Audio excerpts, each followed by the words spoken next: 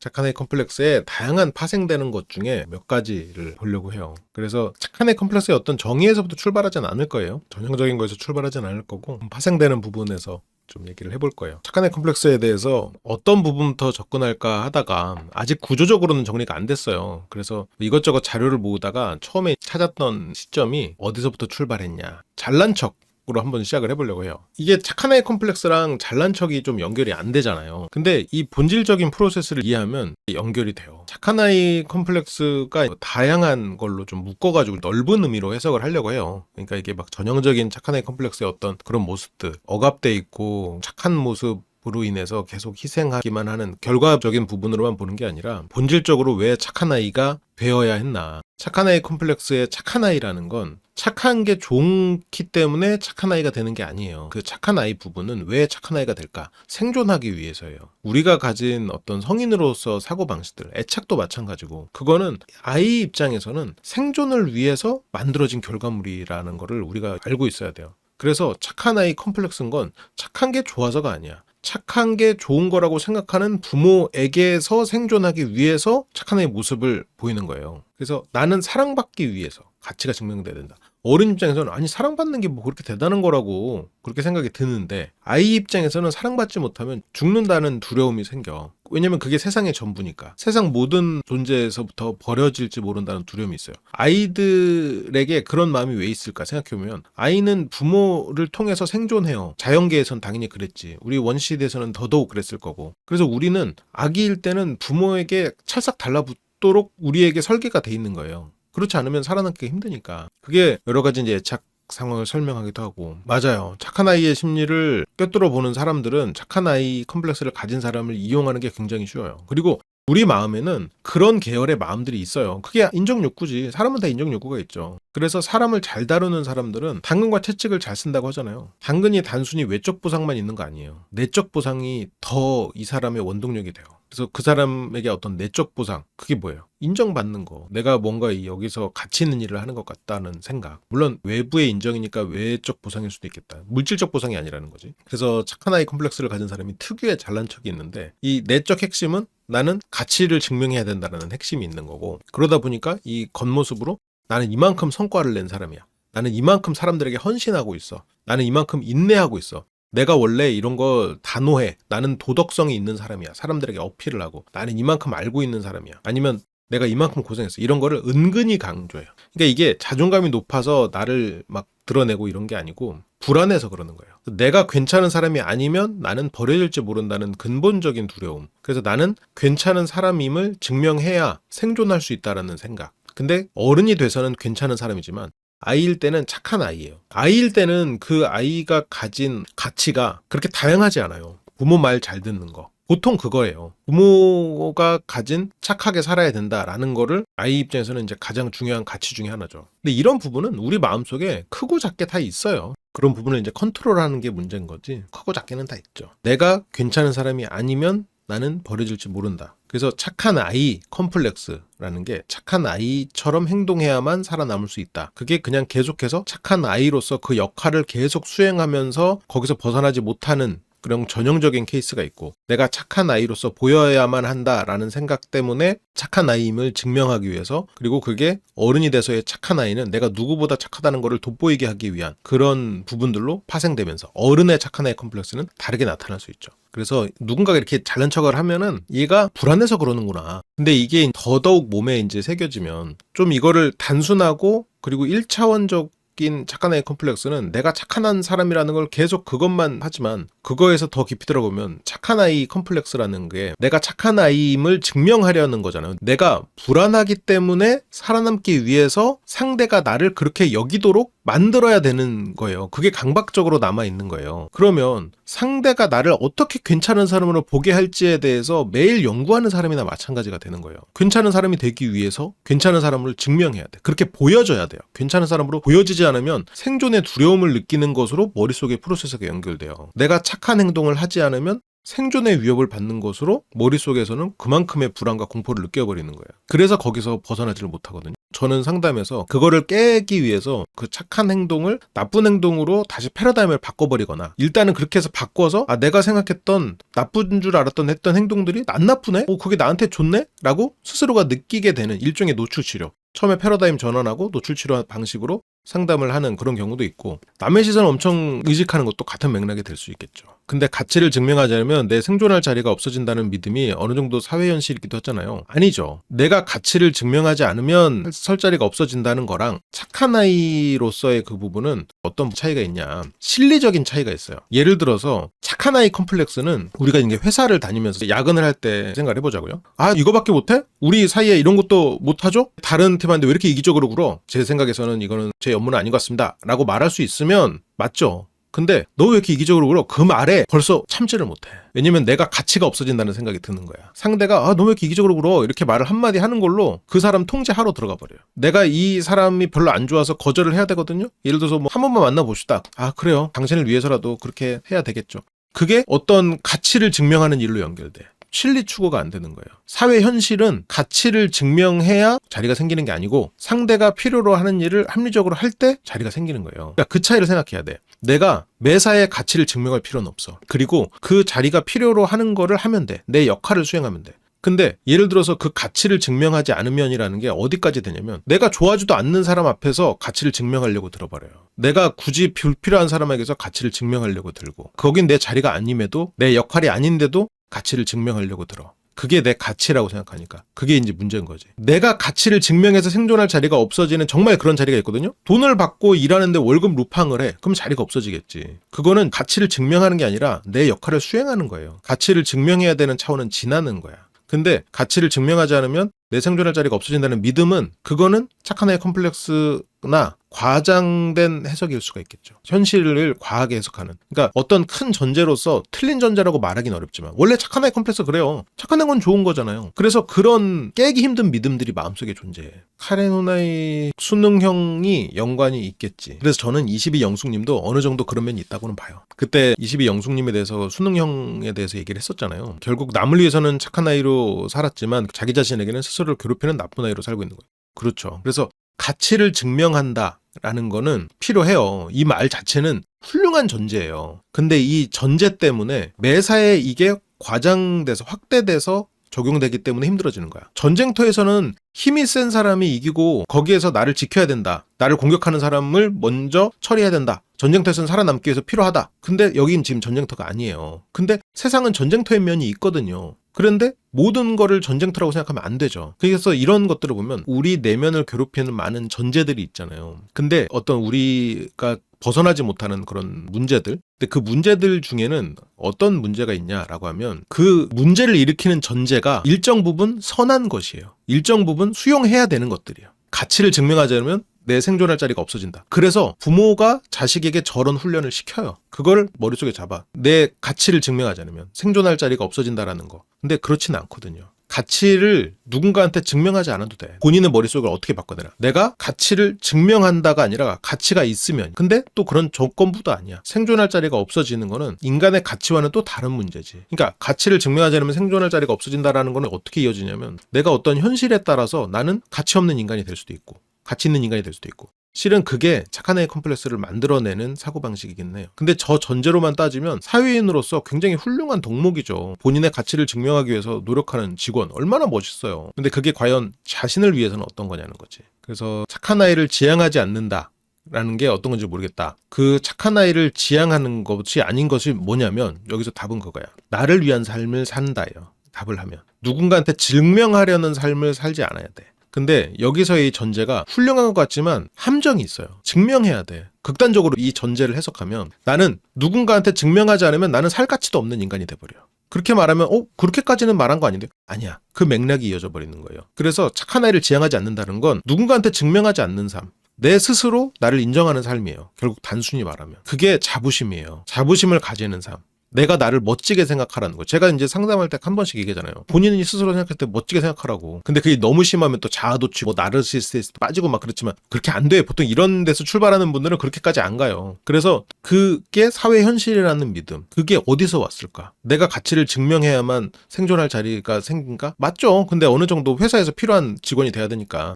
회사에서 필요한 직원이 되기 위해서 내 가치를 증명해야 되는 게 아니고 내 역할을 수행하고 거기서 필요하기 때문에 내 시간을 팔았으니까 그 시간에 맞는 수행을 하는 거예요. 근데 이렇게 가치를 증명해야 되는 분들의 사고방식에서는 내가 나를 증명하는, 내가 내 가치를 인정하는 쪽으로 가야 돼. 그러니까 예를 들어서 뭔가 하나에 막 중독돼서 게임에 엄청 중독돼 있던 사람들이 그 중독에서 빠져나오는 가장 쉬운 방법 중에 하나는 중독돼 있는 것을 끊어내는 게 아니고 그 중독 대상을 옮기는 거기는 해요. 근데 그거를 뭐 운동이나 일이나 이런 걸로 옮겨서 미래를 대비하는 방식으로 그게 가장 쉬운 방법이죠. 그래서 내가 뭔가 가치를 증명해야 된다. 그렇지 않으면 나는 죽을지도 모른다는 사고방식이었다면 내가 가치를 증명해야 되는 대상을 나로 바꾸는 거야. 그 중독 대상을 치환하는 것 같은 원리로. 근데 만약 이런 사고방식이 굳이 없었고 아니 뭐 그냥 그렇구나 이렇게 생각이 되는 분들은 아니 뭘 가치를 증명해. 말 그대로 생존하기 위해서 그냥 거기에 맞는 역할을 수행하는 거지. 보통 더 열심히 생존하라고. 왜냐면 우리는 누군가에게 가치를 증명함으로써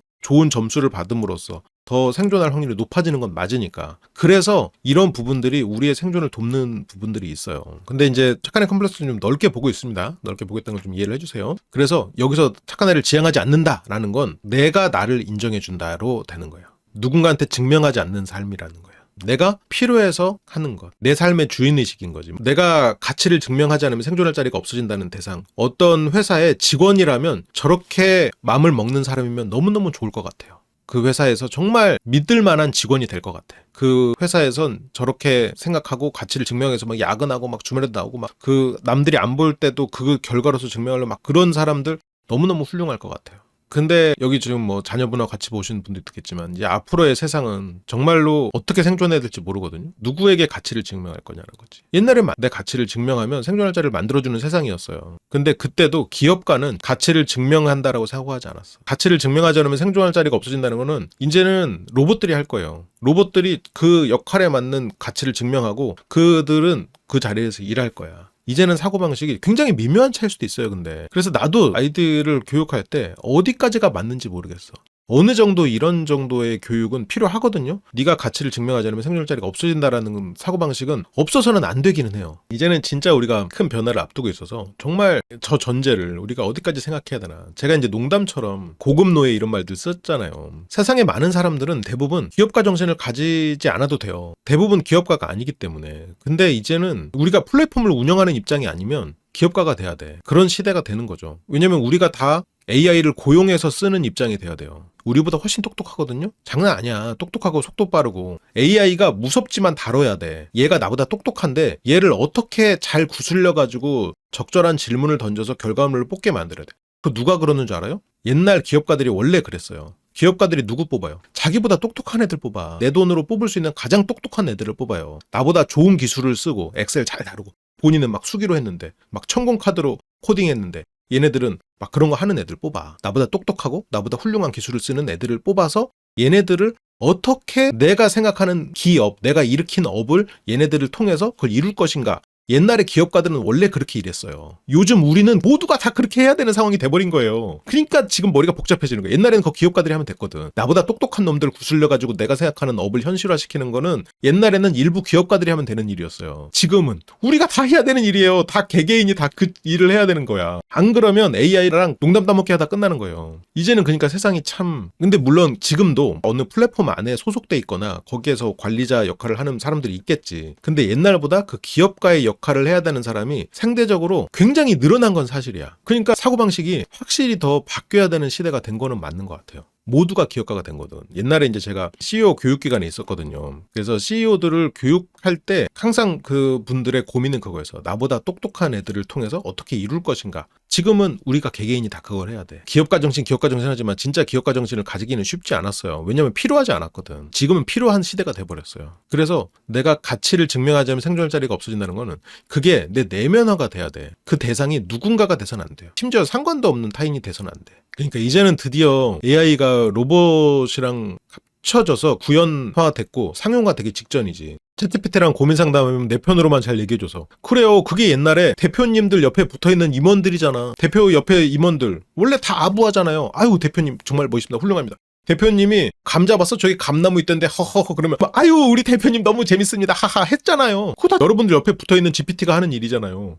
여러분들의 말투를 학습해가지고 여러분들이 원하는 말 살랑살랑 하면서 들려주잖아. 최대한 90%의 비위를 맞춰드리면서 10%에 내 의견을 제시하는 거. 그게 뭐 9대 1인지는 모르겠지만 그게 필요하죠. 기본적으로. 굳이 내가 반박하지 않아도 되는 거는 반박하지 않기. 그런 거 저도 나름 보스 매니지먼트 많이 했습니다. 그러니까 GPT를 팩폭하기로 설정한다라는 건 어떤 의미냐. 내가 그런 직원들을 뽑는 거예요. 그런 문화를 만든 거야. 근데 보통 어떤 기업가나 그런 사람들은 그렇게 잘 못하죠. 왜냐면 에너지를 쓰게 되거든. 내가 말하는 걸 착착착 해서 움직이길 바라지 그렇게 안 되거든요. 그러다 보니까 어느 순간 무뎌져 버려요. 아부에도 무뎌지고 뭔가 다른 의견을 수용하는데도 무뎌지고 그러면서 이제 잘못된 방향으로 가는 뭐 그런 경우도 있지. 김 부장 우리가 영상 한 것도 보시면 아시겠지만 거기서 김 부장과 신입 직원의 프레젠테이션의 차이가 원작 김 부장은 굉장히 발표를 엄청 잘하는 사람으로 나와요. 능력자로 나와. 그래서 발표나 그런 것도 김 부장은 잘해. 신입 직원이 보고서를 만들어서 올린 걸 김 부장이 손봐서 본인이 그냥 발표해버리거든요. 근데 김 부장 관점에서는 신입 직원은 좋은 거 나쁜 거를 그냥 다 투명하게 드러낸 보고서를 만들어서 발표를 하려고 했어요. 근데 김 부장이 보기에는 포장을 좀 해야 되는 거야. 임원들이 듣기 좋은 말들로. 그래서 그걸 싹 포장해가지고 발표를 하거든요. 그렇게 해요. 그러니까 예를 들어서 우리가 실적이 최근에 확 떨어졌어. 그러면 어떻게 해? 그래프를 장기적으로 늘려. 그래서 최근에 그냥 이렇게 평균인 것처럼 묶음을 만들어서 약간 통계를 가지고 착착 장난질을 친다거나 그런 너무나 심한 위기의식을 느끼게 잘 안 해. 그래서 컨설팅 업체들이 돈을 버는 거예요. 컨설팅 업체들은 외부에서 왔기 때문에 그런 걸 할 수가 있거든. 그래서 우리가 이제 다양한 분야에서 일어나는 그런 변화들을 진짜 적응을 빨리 해야 돼. 옛날에는 분명히 가치를 증명하자면 생존할 자리가 없어진다는 전제가 우리의 생존 가능성을 높여주고 우리를 더 능력 있는 사람으로 만들어준 건 맞는 것 같아요. 그게 우리가 이제 지향해야 될 바는 아닐 수도 있을 것 같아. 어쩌다 보니까 시대 변화까지도 얘기하게 됐네. 요즘에는 기술의 발전도 있지만 시스템적인 구조적인 변화도 있는 것 같아요. 예를 들어서 그 배달업계도 다 개인 사업자거든. 이게 개인 사업자가 되게 되면 거기서부터는 좀 더 야생의 논리가 적용되거든요. 하방이 없어지는 걸로 가요. 이런 게 근데 예전에 없었냐? 예전에도 있었어요. 예전에 누가 그랬어요?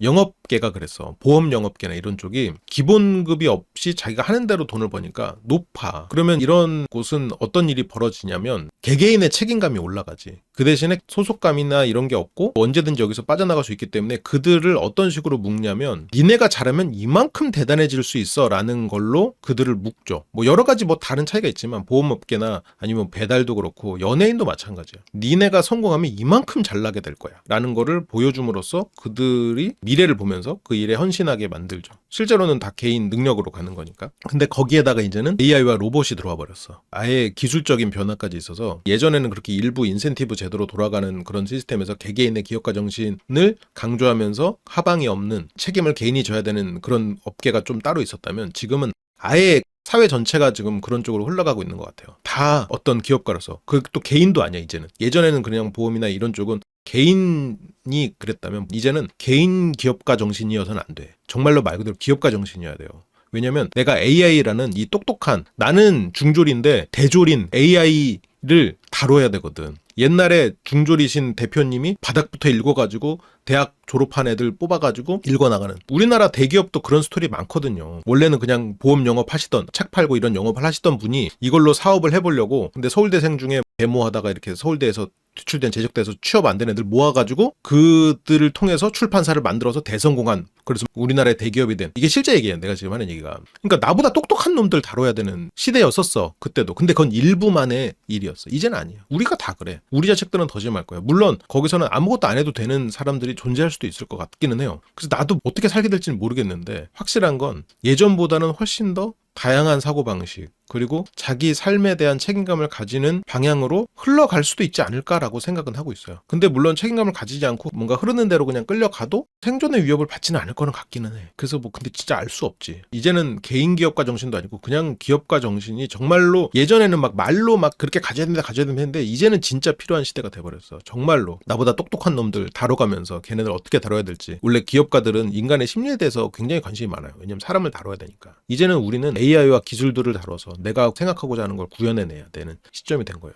말 그대로 그들을 어떻게 다룰 것인가. 그래서 내가 무엇을 할 것인가. 근데 그거는 누군가한테 증명해서 되는 일이 아니지. 스스로 가치에 대한 믿음이 있어야겠지. 그러니까 기본적으로 그런 부분들이 필요한 것 같아요. 더 자유로운 시대가 됐는데 자유라는 거는 우리에게는 불안을 안겨주죠. 왜냐면 자유라는 거는 그만큼 옵션이 많은 거고 내가 크기가 다르겠지만 기회비용으로 여길 수 있는 가능성이 있는 것들이 많아지는 거니까 그만큼 더 후회에 대한 가능성이 높아졌고 그러니까 불안하지. 자유가 많을수록 사람은 불안해지는 거거든. 맞아. 일론 머스크가 미래에는 직업 없이도 고도화된 기술이 풍요를 가져다 줄 거라고 했는데 풍요로워질 거라는 건 나도 100% 공감해요. 그런데 지금의 우리를 생각해봐요. 지금의 우리와 조선시대의 양반들을 생각해봐. 우리가 더 풍요로워요. 우리는 그때 왕들만 누리는 무용단의 모습을 볼 수 있어. 왕들만 누리는 차가운 음식을 먹을 수 있어. 우리는 거의 왕처럼 살고 있어요. 물론 왕까지는 아니겠지. 우리는 지금 개인 비서도 있어. 여러분도 있잖아요. 하이빅스비. 농담이야. 그냥 불러봤어. 있잖아 벌써. 비서실장 하이빅스비도 있고 GPT도 있고 지금 있잖아. 그리고 보고 싶으면 언제든지 세계 최고의 무대를 볼 수 있고. 말도 안 되게 우리는 풍요로워졌어요. 그런데 우리의 풍요가 그 기준점이 조선시대 원시대로 기준하지 않거든요. 맞아. 집도 따뜻하고. 야, 집 따뜻한 게 어디야 정말. 어마어마하다 진짜. 나갈 때 도톰한 옷 입고 가잖아요. 아프면 치료받을 수 있잖아. 움직이는 비서 필요하다고요? 곧 나와. 마차도 있어. 그래. 심지어 옛날에는 가마 들고 왔다 갔다 했잖아. 이젠 가마꾼도 있는 거야 여러분들. 그런데 우리는 풍요로운 시대를 맞이했지. 앞으로 훨씬 더 풍요로운 시대가 될 거예요. 하방이 훨씬 높아질 거야. 근데 사람 마음은 기준값이 올라간다는 얘기예요. 예전보다 우리가 조선시대, 원시대를 비교하지 않아요. 100년 후에 인간이 모두가 풍요로워진 시대가 됐을 때 100년 전보다 풍요로워졌으니까 내가 지금 말한 집이 따뜻하니까 풍요롭다. 보일러가 나오는 게 어디. 그렇게 생각 안 하잖아요. 지금 내 말이 굉장히 억지스럽게 느껴진단 말이에요. 그 기준을 과거로 잡았으니까. 근데 지금 말했던 것처럼 100년 전, 1000년 전을 기준으로 했지만 이게 확 줄어들 거예요. 앞으로 엄청난 기술이 발전하니까. 그래서 우리가 100년 전과 비교를 하는 것처럼 10년 후에는 그 차이가 커지겠지. 이렇게 올라가니까 기하급수적인 성장이 되니까. 그렇기 때문에 과거랑 비교를 했을 때 엄청나게 풍요로운 시대가 되긴 하겠지만 인간의 사고방식도 그만큼 기준값이 높아져 버릴 거라는 거지. 그러니까 우리는 엄청나게 지금 풍요로운 시대인데 사람 마음속에 100년 전이랑 비교해서 우리는 풍요로우니까 참 편안하다. 그렇게 생각 안 한다는 거죠. 그 안에서도 무언가 더 누군가는 추구할 거고 누군가는 비교할 거고 그리고 그 기준값이 계속 달라질 거라는 거지. 그래서 분명히 풍요로운 시대가 될 거라는 거는 저도 동감해요. 그렇게 되고 있고 그 속도는 더 빨라질 거야. 그리고 그렇게 속도가 빨라지는 상황에서 사회 전체의 사람들의 개념 자체가 그거에 맞춰서 올라갈 거기 때문에 우리가 느끼는 어떤 상대적인 박탈감 아니면 어떤 쫓기는 마음 아니면 무언가를 해야 된다는 거 가치를 증명해야 되는 이런 건 똑같이 갈 거라고 생각해요. 그리고 모든 사람이 똑같은 일을 하지도 않을 거고 예를 들어서 집집마다 안드로이드가 그냥 보급될 수 있겠지. 지금 같은 경우에는 가난하신 분들한테 문화상품권 같은 거를 나눠주고 해요. 그런 게 나와. 그러니까 예를 들어서 이걸 조선시대로 생각해보면 문화라는 거는 진짜 그 일부 사람들, 양반들만 향유할 수 있는 것들이에요. 그게 가장 가난하신 분들한테 제공이 된다는 거야. 그러면 엄청나게 하방이 올라가는 거지. 미래에는 가장 가난한 그런 분들에게 안드로이드가 보급될 수 있는 거야. 보급형 안드로이드. 부자거나 뭔가를 해서 필요한 사람들은 그 안드로이드가 뭐 다양한 기능을 수행하고 여기는 옆에서 이렇게 일을 해준다거나 하는 거지. 달라질 거예요. 예를 들어서 정말 그 예전에 가난한 시대에 문화상품권 얼어 죽을까 봐 걱정하고 호랑이한테 물려갈까 봐 걱정하는데 문화가 무슨 말이야. 근데 지금은 문화적인 걸 누리지 못한다고 어떻게 보면 상대적인 박탈감을 느끼죠. 그런 거에 대해서 공유를 하지. 앞으로 더 달라질 거야. 근데 그냥 모두가 풍요로워지니까 안심해도 된다? 그렇진 않을 거야. 그렇게 따지면 조선시대에는 고민이 많았고 우리는 고민이 없어야지. 우리 지금 고민 없어야 돼. 훨씬 더 고민도 많잖아. 그 속도는 더 빨라질 거고. 그러니까 이게 가치를 증명하는 것. 결국 내가 필요로 하는 것. 나를 위한 게 뭘까라는 사고방식은 이런 미래를 대비하기에는 가장 필요한 사고방식인 것 같아요. 예전에는 내가 기업가에게 가치를 증명하고자 하는 사고방식으로 얼마든지 살아남을 수 있는 시대였는데 이제는 조금 더 내가 스스로가 인정할 수 있는 게 기반이 돼야 되는 시대가 아닌가라고 생각이 좀 들어요. 물론 이거는 알 수 없는 일이지만 더 개인화돼 있고 개인이 스스로가 가치를 증명해야 되는 시대로 더 흘러가는 것 같아요. 우리 모두가 기업가가 돼야 되니까. 더 이상 기업가에게 가치를 증명해야 되는 시대가 아닌 거지. 사회에 내 가치를 증명해야 되는 시대가 아닌 거지. 사회가 계속 바뀌는 거야. 계속 집주인이 바뀌는데 뭐 집주인한테 잘 보여서 뭐해. 그래서 트렌드에 휩쓸려 가는 것도 내가 필요로 하는 거를 생각하지 않는 마음인 것 같아요. 근데 이게 텍스트로 잘난 척 이렇게 써놓고 이런 말 하고 있으니까 내가 잘난 척하고 있는 것 같다. 근데 그런 건 절대 아니고요. 나도 그냥 여러분들과 함께 같이 고민하고 있는 중이다라는 얘기죠. 이런 시스템이 바뀌고 그리고 시스템의 변화를 가속화시키는 기술의 변화가 있고 그럼으로써 사람들의 개념들은 굉장히 빠르게 변화해 갈 거고 그게 새로운 세대 애들은 훨씬 더 빠르게 변화해 갈 거고 그 안에서 우리는 적응해 가야 돼요. 예를 들어서 우리 같은 경우는 이북보다 종이책이 훨씬 더 책이 빨리 읽히거든요. 머리도 많이 남고 그게 15% 차이가 난대요. 옛날 연구에서는 그래. 요즘 애들은 그렇게 차이 안 나요. 애초에 종이로 된 책 잘 안 읽거든. 사실 착한 아이 컴플렉스에서 파생되는 잘난 척으로 넘어가면 불안이야. 불안을 내가 스스로 뭔가를 해내고 내가 스스로 가치를 부여하는 게 아니라 눈앞의 사람에게 증명하려는 방식으로 하죠. 그래서 착한 아이 컴플렉스 특유의 잘난 척이 뭘까 생각해보면 도덕적인 우월감. 그러니까 이게 우월해야 되는 거. 형제들 사이에서 내가 더 도덕적이다는 걸 보여주고자 하는 거. 그래서 이런 친구들이 이제 흔히 하는 말 뭐 있어. 나 그런 거 안 해. 난 손해보더라도 그렇게 못하겠더라. 나는 단호해. 나는 어장관리 같은 거 안 해. 내가 뭐 선택지가 없어지는 한 있어라도 나는 그 여지 주는 사람 아니야. 나는 그렇게 안 해. 나는 내가 손해보더라도 그런 거 안 해. 사람이면 그 정도는 해야지. 뭔가 이제 그런 도덕적인 우월성을 과시해. 내가 남들보다 착하다는 거. 남들보다 도덕적이라는 거. 그런 거를 인정받으려는. 그게 몸에 배어 있기 때문에 저게 통제가 안 돼. 자연스럽게 그냥 나오는. 두 번째는 고생과 희생 이런 걸 자랑해. 이것도 도덕성 우월성하고 연결되지. 희생을 가치 증명수단. 그러니까 이 희생이 남을 위한 희생이 아니라 결국 내 생존을 위한 희생이 돼버리는 거지. 나는 참고 버텼어. 그 상황에서도 내가 다 이해해줬지. 힘들어도 난 끝까지 책임졌어. 뭔가 이런 거를 어떤 일종의 과시의 영역으로 써요. 근데 물론 주변 사람들에게는 도움이 돼. 근데 본인이 힘들다는 거야. 이렇게 되면. 그리고 세 번째는 능력, 통찰, 과시. 겸손으로 포장을 하죠. 무시당할까봐 미리 그렇게 하는 건데 내가 이래봬도 그것 좀 알아. 그 사람 심리는 딱 보이더라. 웬만한 건 난 다 겪어봤지. 뭐 이런 거. 그리고 또 피해자, 거기다가 우월자, 이게 혼합되어 있는 게 있는데 피해자의 위치에서는 내가 어떤 피해를 받았다고 사람들의 공감을 확보하고 도덕적인 우월자 입장에서는 자신이 가지고 있던 열등감을 상쇄시키는 거. 이거를 입 밖으로 하죠. 우리가 나는 솔로 보면서도 봤잖아. 나는 늘 손해보는 쪽이야. 나는 뭐 남들처럼은 안 해. 뭐 이런 말들. 이 착한 아이형 잘난 척이랑 자기애적 과시의 차이가 있는데 결정적인 차이는 착한 아이형 잘난 척은 핵심 동기가 거절이나 무시당하는 거, 뭔가 불안한 거. 여기에서부터 나오는 거예요. 누군가가 나를 거절해서 내가 가치가 없는 사람이 될까봐. 거절이나 무시를 피하고 싶은 거. 자기애적은 내 우월감을 유지하는 것 그 자체가 동기가 되죠. 착한 아이형의 감정은 그래서 불안이에요. 죄책감과 불안 때문에 잘난 척을 해. 이 프로세스가 있어. 내가 죄책감에서 벗어나기 위해서, 내가 불안에서 벗어나기 위해서. 내가 왜냐면 가치가 있어야만 살아남는다는 그 불안이 있으니까 그 불안에서 벗어나기 위해서 잘난 척을 하는 거야. 근데 자기애성 성격장애나 이쪽 애들은 특권의식이 있기 때문에 잘난 척을 하는 거야. 나는 잘났으니까 라는 생각을 스스로 하니까. 그래서 인정을 못 받으면 위축돼. 자기애성 인정을 못 받으면 화가 나. 인정 못 받으면 위축되는 쪽이랑 인정 못 받으면 화가 나는 쪽이랑 이 차이가 있고요. 그리고 자기 평가에 대해서는 나는 아직 부족해. 자기의 쪽은 나는 원래 대단해. 이런 스스로에 대한 평가가 있지. 타인에 대해서는 착한 아이 쪽은 평가자야. 나를 평가하는 사람. 내 가치를 증명해야 되는 사람들이야. 자기의 쪽은 이 사람들은 관객이야. 나는 우월하고. 나는 스타야. 그래서 착한 아이 쪽은 증명하려고 잘난 척을 하고 자기의 쪽은 당연하다는 전제로 과시하는 쪽에 가까운 거예요. 그런 차이가 있죠. 심리학적인 개념으로는 보통 착한 아이 컴플렉스 잘난 척은 조건부 자기가치. 이게 무슨 말이에요? 나는 잘나지 않으면 가치가 없다. 나는 착하지 않으면 가치가 없다. 나는 유능하지 않으면 가치가 없다. 그래서 내가 뭐뭐 하지 않으면 가치가 없다는 말은 뭐뭐 해야만 가치가 있다는 말이고 조건부 자기가치. 뭐뭐 해야만 가치가 있다. 그래서 내 존재를 정당하기 위해서는 내 가치를 증명해야 돼. 증빙이 안 되잖아요? 말로 해. 그러니까 그 증빙이 되나요라는 소리 듣는 거야. 그리고 자기 침묵, 욕구와 분노를 억누르고 좋은 모습만 전시해요. 다른 사람들에게 보여야 되니까 전시해. 나는 실제 내 욕구, 분노 아니면 찌질한 모습들도 있을 거 아니야. 사람은 그런 걸 다 감추지. 좋은 모습만 전시해. 남들에게 좋은 모습.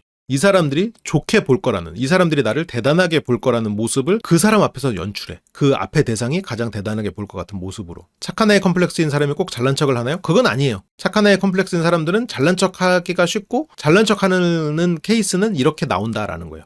착한 아이 컴플렉스는 잘난 척을 꼭 하진 않아요. 착한 척을 하지. 훌륭한 모습, 도덕적인 것도 어쨌건 착한 척이고, 착한 척인 건 착함이 그 사람이 느끼는 잘난 것이니까 그렇게 연결될 수 있다는 거지. 그리고 보상적 자기고양이라고 하는데 이게 어떤 열등감이나 불안, 꼭 열등감이 있다는 뜻은 아니에요. 이것도. 그런 것들을 상쇄하기 위해서 자기를 포장해. 내가 불안하니까 포장해. 그리고 인상관리라는 게 있는데 이게 거절당하지 않을 이미지를 설계해. 거절당할까봐 두려워서. 거절당하지 않을 이미지는 여기서는 뭐 정신승리가 될 수도 있고 아니면 내가 거절당하지 않을 만큼 잘난 사람으로 보이려고 하는 것도 일도 있고, 그리고 거절당한 게 아니라 저 사람에 대해서 내가 먼저 싫었어, 저 사람이 뭐 부족해, 이런 뭐 심포도도 포함될 수 있을 거고. 그래서 이 착한 아이 컴플렉스에서 가장 많이 등장하는 거는 이거예요. 조건부 자기가치. 내가 증명해야만 생존할 수 있다는 생각. 근데 그거는 우리를 살아남게 하기 위해서 필요했던 개념이기는 해. 그런데 이제 그 부분이 성인이 돼서까지도 거기서 벗어나지 못하면 나를 위한 삶을 살지 못할 수가 있으니까, 거기에서부터 조금 더 벗어나서 정말로 나에게 필요한 것, 나를 위한 삶이 뭘까라는 거를 원래 어른이 되면 고민해야 되는 거고, 지금 시대에는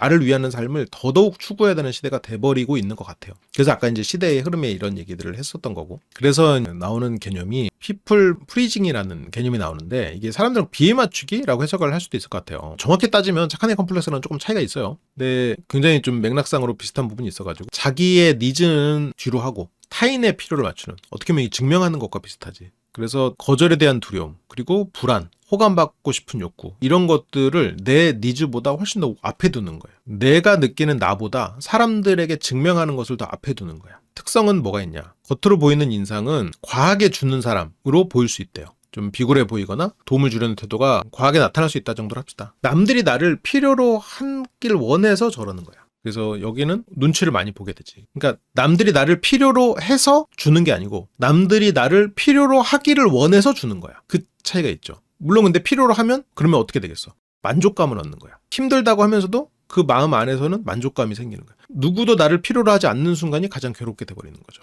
근데 이거는 스스로 인지하기가 어려운 부분이긴 할 수는 있어요. 왜냐하면 저거를 인지하는 순간 내가 남들이 필요로 하는 거를 원하는구나 생각했을 때, 그때부터는 나에게 필요한 거를 생각할 수 있는 힘이 생기는 거거든요. 인지하는 순간 많이 바뀌긴 할 거예요, 이건. 두 번째 특성으로는 낮은 자기가치감, 그리고 타인의 필요에 맞춰주는 거. 근데 나도 이거를 준비하면서 이 피플 프리징이랑 착한 애 컴플렉스를 묶으면 안 되겠다는 생각은 좀 들었어요. 근데 이거를 자료를 조사하다 보니까 서양 쪽에서는 피플 프리징 쪽으로 그냥 묶어버리는, 그렇게 좀 처리를 하는 게 많은데, 이게 보면 좀 달라. 나중에 이 차이에 대해서도 따로 봐야겠구나. 내가 가진 니즈를 무시해버리지, 타인의 니즈를 더 맞춰주고 타인이 정하는 대로 그 흐름대로 따라가게 돼. 그리고 전반적으로 그러다 보니까 너무 동의적이고 너무 우호적이야. 거절을 못해. 다른 사람이 칭찬받는 걸 못 견디는 방향으로도 나타날 수 있죠. 근데 이제 그거는 두 가지가 있을 것 같아요. 하나는 다른 사람이 칭찬받는 걸 못 견디는 거는 나쁜 행동이잖아요. 그건 착하지 않잖아요. 그래서 그거를 나타내지 않는 경우가 있고, 근데 거기서 내가 가치를 증명하지 못하기 때문에 버려질까 봐 두렵잖아요. 그런 양가적인 감정은 있는 거지. 그게 이제 어떤 쪽으로 표현되는가는 개인의 차이는 있을 것 같아요.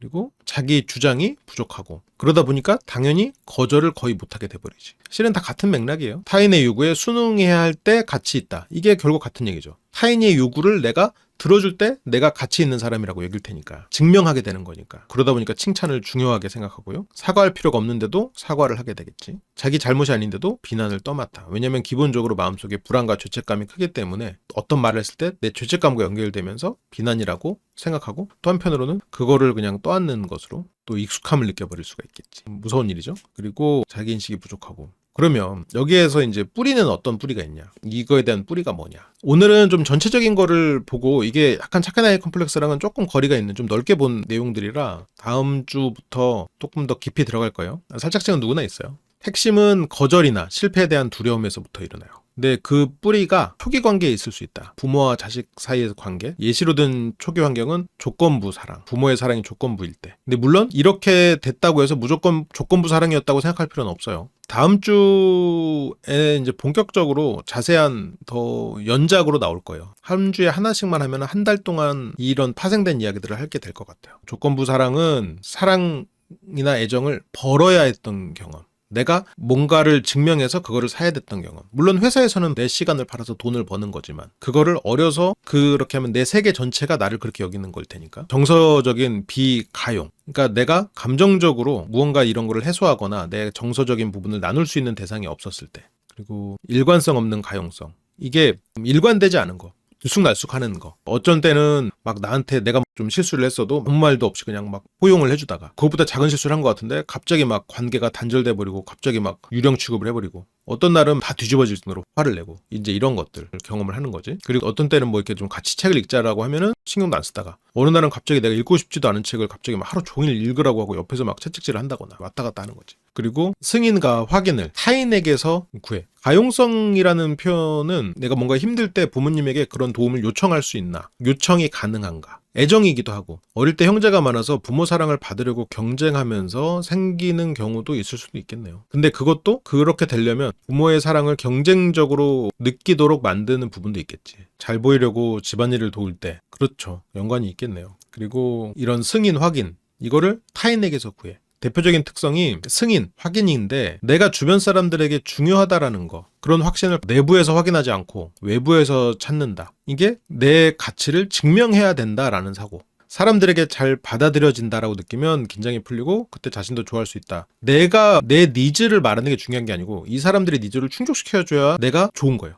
그렇게 느끼는 거야. 그리고 또 세 번째, 불안정감이 있는가? 그렇죠. 불안정감이 있지. 필요한 존재가 아닐까 봐 불안하고 유용하지 않을까 봐 감사받지 못할까 봐 불안하지. 그래서 독립적 사고에 기대지 못하고 그럴 자신감이 부족하다. 자기가 뭘 느끼는지도 모르는 경우가 있다. 라고 써 있어요. 그래서 타인을 기쁘게 하지 않으면 이게 뭔가 승인받지 못하고 무시당할까 봐 결국 버려질까 봐 무서워하는 거랑 똑같은 거지. 갈등 회피적인가? 그쵸. 갈등 회피적이지. 누군가의 어떤 분노나 말다툼 이런 거를 이제 피하고 싶어 하고 타인을 행복하게 하는 게 목표니까. 근데 이게 타인을 행복하게 하는 게 목표라고 하니까 꼭 타인의 행복을 위해서 사는 착한 것만 생각되지만 행복하게 해야만 살아남을 수 있다는 생각이. 갈등은 목표 실패.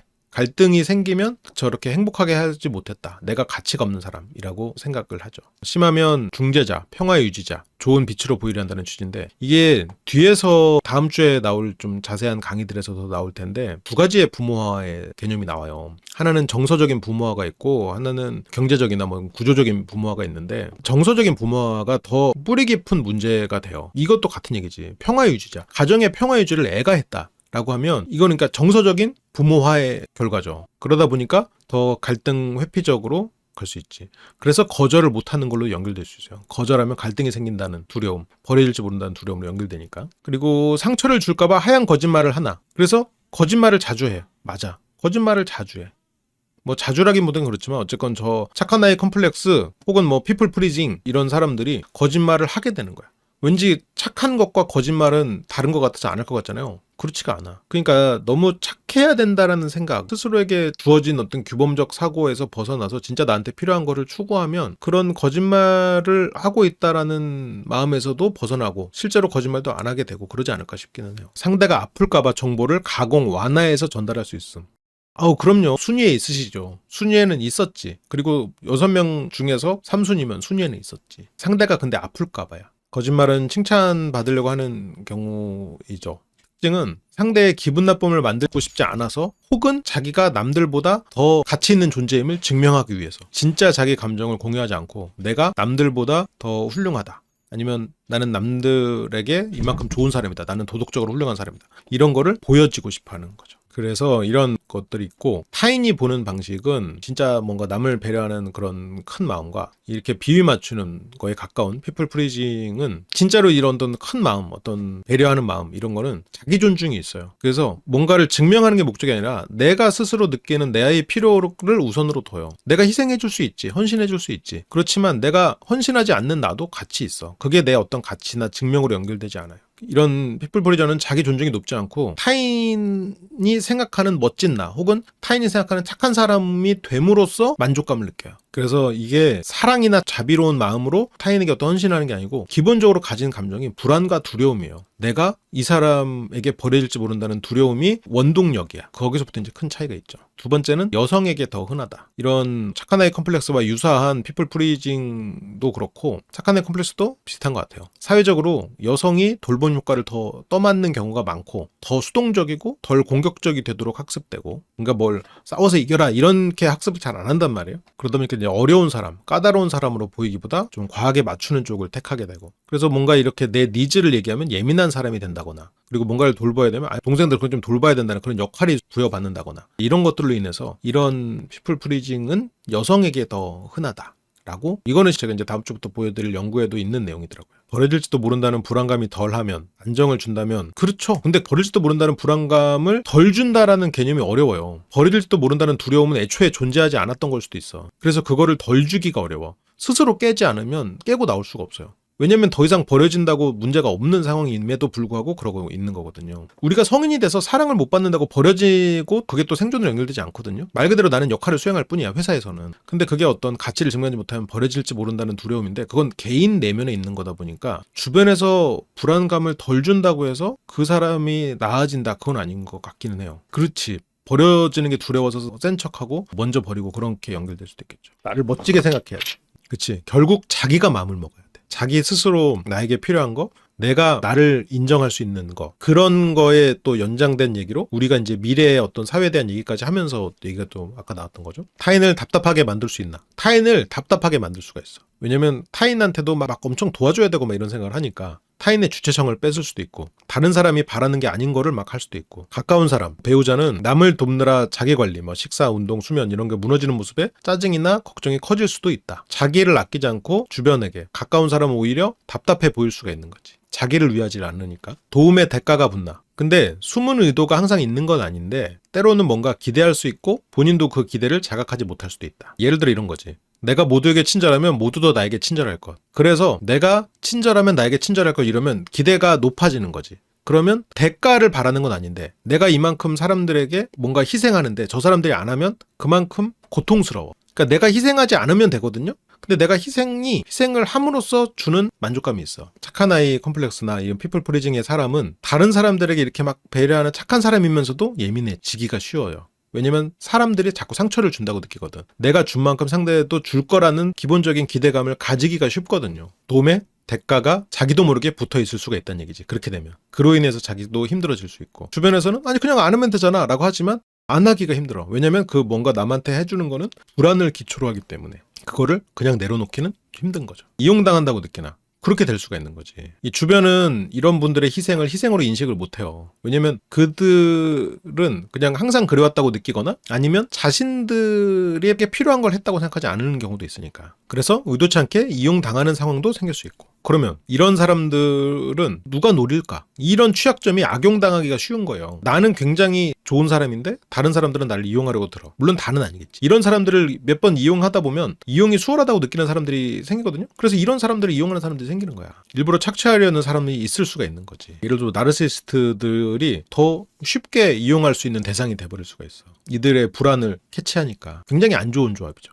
그러면 멈추는 법은 뭘까? 진짜 나쁜 마음을 먹고 이용하기로 맘먹으면 굉장히 쉬운 상대가 돼버릴 수 있겠지. 더더욱 나쁜 사람들 입장에서는 더더욱 그렇겠지. 진짜 착한 것과 구분이 될까요? 방금 전 페이지로 돌아가서 보세요. 큰 마음과 그 차이, 그게 바로 그거에 대한 설명이었어요. 그래서 왜 본인도 이거에 자각이 어려울까 생각해보면 자기가 뭘 하는지 몰라. 자기가 원하는 걸 몰라. 기본적으로 자기의 마음에 대해서 잘 들여다보지 못하고 외부의 평가나 외부에 증명해야 되는 그런 쪽에 더 집중하고 있기 때문에 자신이 이러고 있다는 걸 자각이 어려워요. 하고 나서 힘들고 하고 나서 그만큼 돌아오지 않으니까 괴로워. 괴로운 일이 반복되고. 핵심 원인이 뭘까? 이게 자기 가치가 타인을 위해 하는 거, 여기에 묶여 있어. 증명하는 거에 묶여 있어. 내가 좋아하는 거, 내가 원하는 거, 나를 위한 거에 묶여 있지 않아. 그리고 저 타인이라는 게 장기적인 어떤 그 중요한 관계의 타인이 아니라 눈앞에 있는 대상에 국한되는 경우까지 있어요. 이렇게 되면 더 문제가 되는 거지. 더 자각하기 힘들고. 남을 도와야만 중요한 사람처럼 느껴. 눈앞에 있는 사람. 칭찬이나 찬사가 필요해지는 거고. 그래서 자각이 어려워요. 순간순간 눈앞에 있는 사람을 도와야 되고 그 순간순간 타인을 위해 내 불안을 해소할 수가 있다 보니까 내가 진짜 원하는 어떤 장기적인 가치를 들여다보는 게 가능해도 눈앞에 사람이 뭔가 나를 필요로 하는 것 같으면 그쪽에 일을 해버린단 말이죠. 그래서 스스로 자각하고 어떤 장기적인 플랜을 세우는 게 좀 어려워질 수가 있죠. 자기 연민이 도움이 될까? 자기 이해가 선행돼야 돼. 내가 원하는 게 뭘까? 나에게 필요한 게 뭘까? 내가 누군지, 내가 뭘 가치로 두는지. 그러면 내가 뭔가 믿는 거, 그리고 내 감정, 욕구나 이런 걸 더 이해하게 되겠죠? 그러면 건강한 자기 연민으로 자신을 가치 있게 볼 수 있다 연결되는데, 근데 이렇게 말이 어렵고 메타인지 하고 스스로 들여다보고 그리고 어쩌라고 정신, 나를 위하는 거, 거절할 수 있는 용기, 이게 다 같은 맥락이에요. 그러면 타인하고 내가 경계가 있어야 되거든요. 그 경계는 어떻게 해야 될까? 경계의 가치를 배워야 돼요. 합리적 범위인지. 그러니까 예를 들어서 내가 막 친척인데 막 힘들다고 하면 막 그 내 통장에 있는 거 당장 막 빼서 보내줘. 근데 당장 그 돈이 내 자식한테 가야 되는 돈이란 말이에요. 이게 합리적 범위여야 되거든. 합리적 범위가 아닌데 이 사람에게 내가 가치를 증명한다는 사고방식, 그 불안을 해소하기 위해서 가치를 증명해야 되는 마음으로 살던 사람이니까 거기서도 그냥 퍼져버려. 합리적 범위가 아니거든. 이런 경우에 진짜 어떤 케이스가 있냐면 갑자기 떠오른 예시인데, 이혼 수녀 캠프 제가 처음으로 분석했던 분 중에 외박 남편이 있었어요. 밤새 술 마셔. 실은 밤새는 아니에요. 그렇게까지 늦게 마시는 분은 아니야. 근데 이제 처음이라서 좀 강하게 나왔지. 근데 밖에 나가서 그렇게 술을 마셔. 집에 늦게 들어와. 근데 그 남편은 지금 요즘에 나오는 이혼 수준을 보면은 진짜 상위 0.0001%의 좋은 사람이었어. 최소한 공무원 생활을 열심히 하는 사람이라. 근데 왜 그럴까 생각해보면 물론 그분이 착한 애 컴플렉스라는 건 아닌데 집에서는 칭찬을 못 받고 회사에서 부하 직원들하고 술을 마시면 우리 상사분 어우 대단하십니다. 어우 주사님 어우 훌륭하십니다. 그럴 거 아니에요. 술 또 사고 하면은 술 사주는 사람이 형님이지 뭐. 응? 치킨에 맥주 사주는데 충성을 바쳐야지. 집에서는 딸들에게는 인정 못 받고 거기서 그 부부의 좀 문제는 아닌데 좀 아쉬운 포인트가 그거였어. 아내가 남편을 엄청 사랑하거든요. 근데 표현이 부족해. 아내가 엄청 엄격한 사람이에요. 그 부부에서 아내는 굉장히 열심히 살았던 사람이야. 돈도 잘 벌고. 근데 어려서 좀 일찍 생활 전선에 뛰어들면서 굉장히 치열하게 살았던 사람이야. 그러다 보니까 남편한테도 채찍질을 많이 해. 그러면서도 또 돈은 줘. 그리고 남편 안 들어오면 거실에서 기다려. 사랑이거든. 그 사랑을 말로 표현하진 않지만 채찍질을 해. 그러니까 남편은 남편대로 집에 오니까 칭찬을 못 받아. 밖에서는 동생들하고 술 마시면 칭찬받아. 그러니까 이게 합리적 범위가 아닌 거야. 합리적 범위는 우리 가족과의 시간이거든요. 나를 사랑하고 나를 기다리는 아내와의 시간이거든. 근데 당장 눈앞에 나를 칭찬해주는 사람들. 그 사람들한테 시간과 돈을 쏟는 거야. 그 경계가 잘못돼 있는 거지. 인정욕구가 큰 사람이어서 그래요. 근데 이제 딸들도 다 시집가고 그렇게 되고 하니까 이제 딸들한테는 아빠로서 인정을 이제 더 이상 못 받고 딸들은 내가 필요가 없어진 것 같고 그러니까 그런 이제 일들이 벌어지는 거죠. 그것도 같은 맥락으로 볼 수 있는 거야. 물론 그분이 피플 프리징이나 착한 엑플러스라는 건 아니에요. 그냥 넓게 우리 강의를 볼 때 어떤 한 이론을 배우고 그 이론에 대해서 학습한다라고 생각하시기보다는 이 이론이 이렇게 맥락이 이어지고 이렇게 파생되는구나. 넓은 의미로 이런 의미를 갖는구나. 그래서 좀 그런 거를 배운다라고 생각을 해주세요. 어떤 용어나 이런 부분에 있어서 조금 혼용되는 부분이 있을 수 있습니다. 그러니까 또 아빠가 그렇게 술로 먹으니까 딸들은 더 인정 안 하고 또 인정을 안 하니까 집안이 더 남편은 밖에 나가서 또 그렇게 되고 그렇게 된 거지. 그래서 여러분 배우자 오구오구 해주세요. 애인이 있어도 애인도 오고 해주고. 그래서 타인의 감정이나 반응에 내가 책임이 없다. 타인이 내 거절을 듣고 슬퍼해. 내가 임대리님 이거 야근 좀 해주세요. 했을 때 제가 오늘 일이 있어서요. 죄송합니다. 했을 때 임대리님 어떻게 이렇게 이기적이에요. 그거 좀 해주지. 너무 사람이 왜 그래. 죄송합니다. 하고 나오면 돼. 근데 거기서 내가 이 사람한테 뭔가 피해를 끼친 것 같아. 내가 죄인이 된 것 같아. 어떡하지. 그래 버리면 안 된다는 거야. 내 책임이 아니에요. 애초에 내 일이 아니야.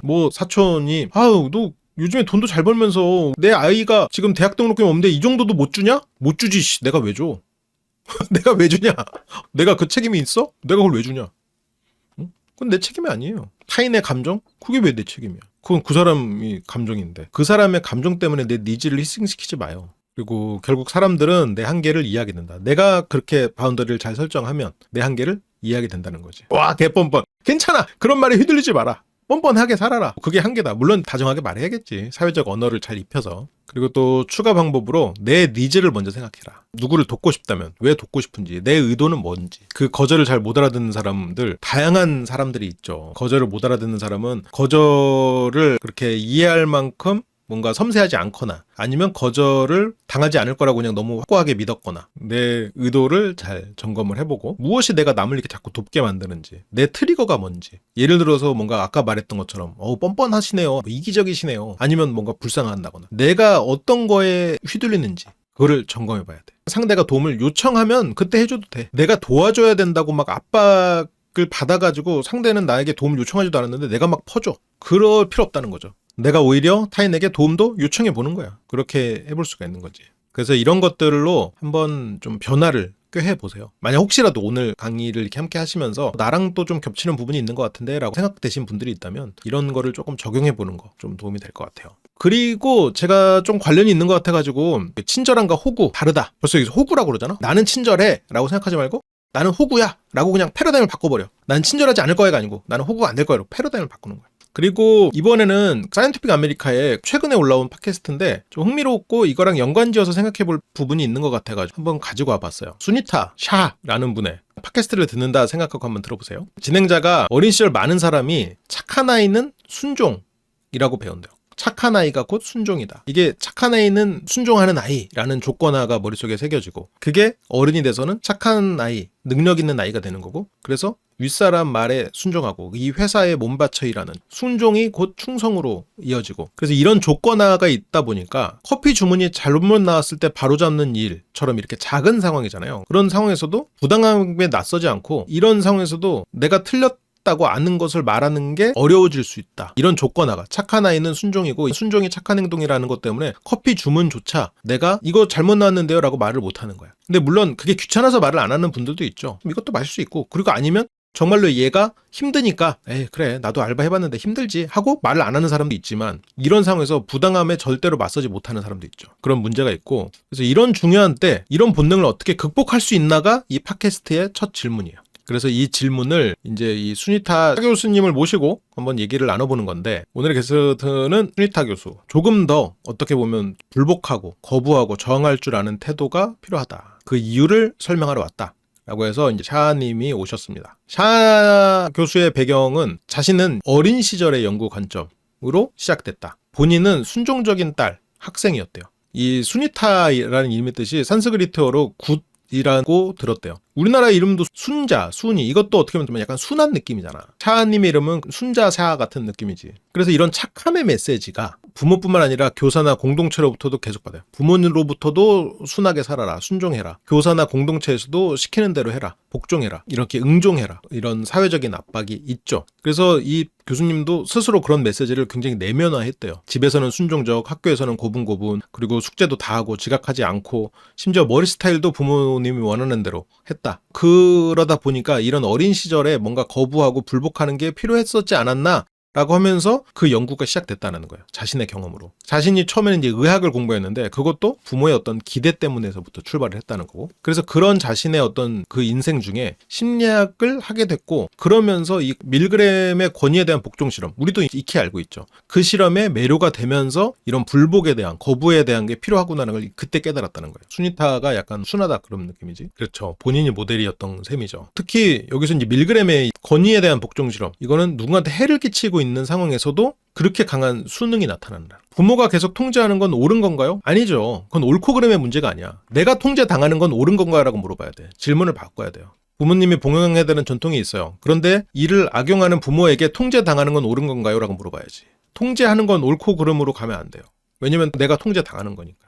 여기서도 그 말을 하고 있어. 통제하는 건 옳은 건가요? 그거는 옳고 그름의 문제가 아니야. 내가 느낄 때는 그게 옳지 않으면 어떡할 건데. 옳으면 어떡할 거고 옳지 않으면 어떡할 거야. 내가 통제당하는 게 옳은 건가요? 라고 물어봐야 돼요. 이 실험 자체는 유명한 실험인데, 샤 교수는 지금 이거를 어떤 착한 아이 컴플렉스와 연관된 내용으로 얘기를 풀어나가고 있더라고요. 그래서 다시 의대로 돌아가서 학위를 마치고 주니어 닥터를 했고, 제약업계 컨설팅도 했고, 그러다가 의료 전문직에 어떻게 상호 적응하는지, 그 영향이 의사에게 어떻게 나타나는지, 그게 환자 결정에 어떻게 흘러가는지, 이렇게 이제 내려가는 거, 이런 윤리적 딜레마를 찾기 위해서 사람들은 왜 나쁜 조언에 따르는가, 그래서 결국 이런 제약회사에서 만들어 놓은 의사들에게 이걸 팔아주세요라고 뭔가 이런 자본이 흘러가고, 그러면 의료 전문직은 그게 이제 사람들에게 또 생각을 바꾸고 뭐 이런 식으로 가죠. 그래서 처음에 의료에서 보던 수능 패턴이 금융, 형사사법, 그리고 모든 대인관계에서, 그러니까 이 교수님이 처음에 이제 의료업계에서 의료 전문가들에게 수능할 수밖에 없잖아요. 근데 이게 다른 사회 전반에 걸친 사람들의 사고방식이라는 거지. 그래서 여기서 말하는 이제 밀그램 실험은 잠깐 요약해서 하면은 60년대 초에 실험을 했던 거고, 이게 나치가 명령에 난 따랐을 뿐이다 라는 변명이 이제 실험적 현실인지 조사하려고 시작된 거고, 이거는 학습자, 이게 배우예요. 실제로 전기 충격은 가지 않아. 근데 참가자는 학습자에게 뭘 가르치다가 얘가 틀리면 전압을 올리는 거야. 전기 충격을 주는 거야.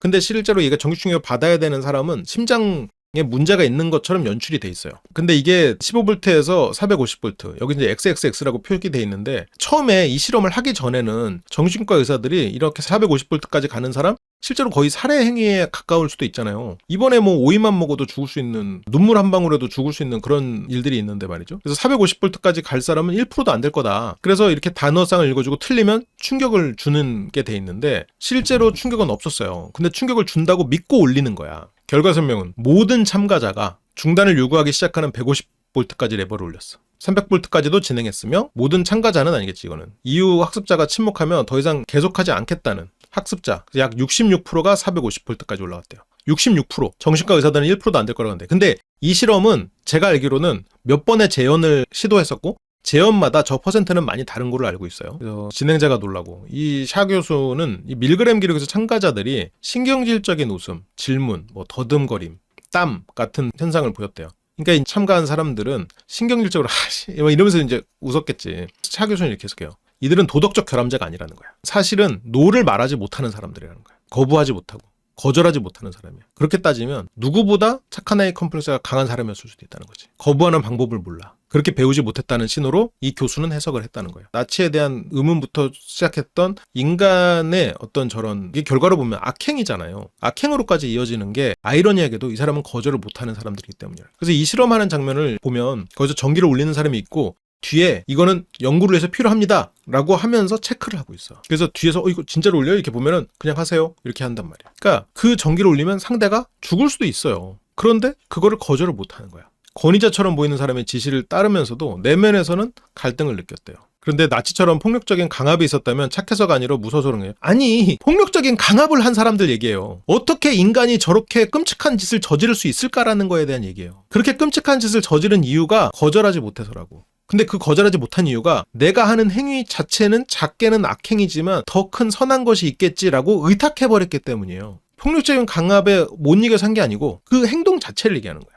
그래서 내면의 갈등은 있지만 그러면 이 사람들은 왜 그걸 알면서도 거부하지 못했을까? 왜 그렇게 중요한 순간에 거절하지 못했나? 이 교수님은 말합니다. 우리가 적극적으로 거부를 저항해. 이후에도 유사한 현상이 일어나는 거야. 이게 명백히 나쁜 조언임에도 높은 순응을 보인대요. 꽤 오래전에 SBS에서 한 이런 비슷한 실험을 재현한 것 중에 하나가 뭐가 있냐면 길 가는 사람한테 경찰복을 입고 와가지고 좀 신문하겠습니다 해서 신문을 해요. 그러다가 나중에 막 이상한 걸 시켜. 엎드려 뻗쳐를 시켜. 그러면 자 팔굽혀펴기 10개 해보세요.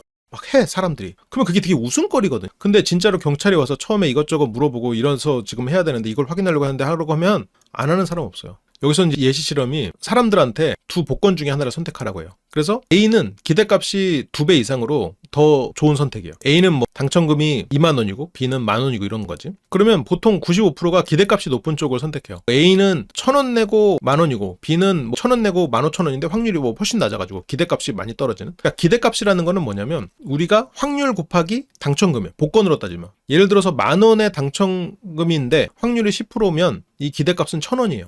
근데 거기에다가 뭘 빼야 돼? 내가 처음에 투자 비용을 빼야지. 1,000원으로 사면. 그러면 기대값은 빵원이 되는 거야. 그러면 복권들의 기대값은 실제로는 다 마이너스예요. 그 기대값을 확률에다가 곱하고 당첨금을 곱해가지고 복권을 사는데 썼던 비용을 빼면 마이너스가 나오죠. 그래서 A가 기대값이 2배 이상으로 명백히 더 좋은 선택일 때는 사람들은 A를 골라요. 그런데 낯선 사람이 B를 추천하면 사람들이 B를 사는 비율이 최대 85%까지 올라간대. 귀가 얇은 거지. 근데 실제로 그렇다는 거예요. 또 다른 예시로 의료 현장, 응종을 군중심리라고 해석할 수도 있어요. 그러니까 이건 뭐 군중심리라고 또 물론 볼 수 있겠지. 넓은 의미로는. 응종은 근데 그런 집단의 압력, 그런 거에 복종하는 거를 응종이라고 해요. 그거를 컴플라이언스라는 영화에서 제가 좀 자세히 다뤄서 분석해서 의료 현장에서 특히 간호사가 10명 중에 9명이 동료나 의사가 오류를 내는 걸 봐도 말하기 불편해서 침묵한다고 라는 거예요. 그래서 이게 10명 중에 9명이 오류가 있어도 침묵해버려. 샤고수가 제시한 왜 그런 일이 벌어지나 3가지의 이유를 제시를 했는데요. 첫 번째는 사회적 압력이야. 사람들과 같이 가야 된다는 압력. 여기에는 어떤 내면적 불안을 얘기를 하는 거죠. 그래서 벗어나면 안 된다는 그 불안. 개념의 혼동, 순응하는 거, 거부하고 불복하는 거, 동의하고 동의의사, 이런 거를 제대로 이해를 못해. 무슨 말이냐면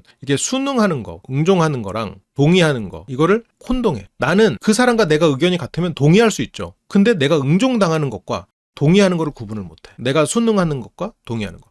동의는 해도 좋아요. 근데 순응할 필요는 없는 거야. 그래서 뭔가 이 거부나 불복하는 거는 부정적인 걸로, 순응하는 거는 긍정적으로 보는, 사람들 머릿속에 이제 그런 게 있는 거야. 순응하면 착한 거, 불복하거나 거부하면 나쁜 거. 그게 어린이들은 그럴 수 있어요. 부모의 말에 순응하면 착한 아이가 되거든. 근데 어른은 다른다는 거죠.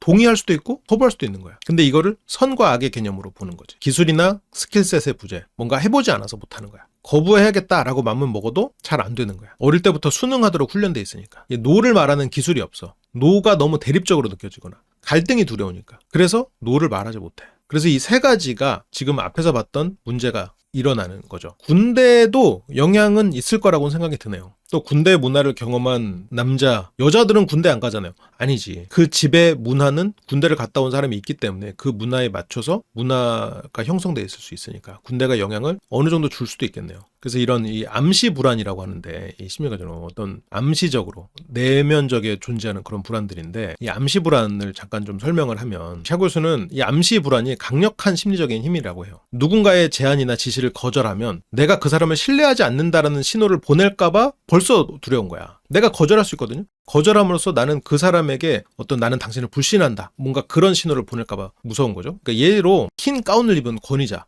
그러니까 당신이 틀렸다. 당신은 사람을 죽일 수 있다. 이제 아까 밀그램 실험에서 뒤에 이제 권위자가 딱 앉아가지고 채점을 하고 있는 거야. 이 실험에 대해서 막 의미를 가지고. 근데 가가지고 아니 근데 전기 이렇게 올리면 저 사람 죽어요. 이런 실험 틀렸습니다. 이렇게 말하기 어렵다는 거예요. 마찬가지로 상사한테 이 방향 맞지 않다라고 말할 수 없는 거고. 연인, 가족, 친구에게 너는 틀렸다. 무능하다. 신뢰하기 어렵다. 처럼 들릴 수 있는 말을 하기가 어려워진다는 거예요. 이걸 같은 맥락으로 풀어내고 있더라고요. 전 되게 흥미로웠어요, 이 부분이. 나는 이게 밀그램 실험도 잘 알고 있고 이 착한 애 컴플렉스나 피플 프리징에 대해서도 알고 있었는데 이거를 이렇게 연결시키는 거는 좀 흥미로웠던 것 같아요. 그리고 물론 회사에서 살아남기 위해서는 수능하는 척하는 거, 그냥 한 발 물러서 있는 거 저는 중요하다고 생각해요. 그게 생존에 도움이 된다면. 진짜의 실질적인 생존을 위해서는 필요하다고 생각해. 근데 그게 내 내면의 어떤 인생 방침, 어떤 가치관으로까지 자리 잡으면 문제라는 거죠. 그러면 이걸 뭐 어떻게 극복할 거냐는 거지.